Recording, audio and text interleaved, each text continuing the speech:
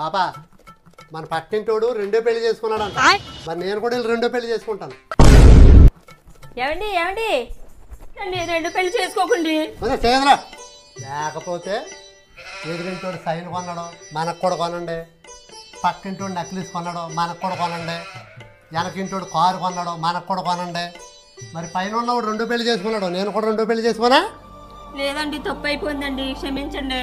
ఇప్పుడైనా వాడు గుర్తుపెట్టుకో బాబా, మన చెయ్యి ఎంతవరకు సాపుతుందో అంతవరకే సాపాలి. మన స్తోమత ఎంతవరకు ఉందో అంతవరకే ఉండాలి. ఎదటివాడు కారు ఉంది, అది మనకే ఉండాలనుకుంటాం, చాలా తప్పు. మన స్థాయి అంత కాదు, మనం ఎంతవరకు ఉన్నామో అంతవరకే ఉండాలి.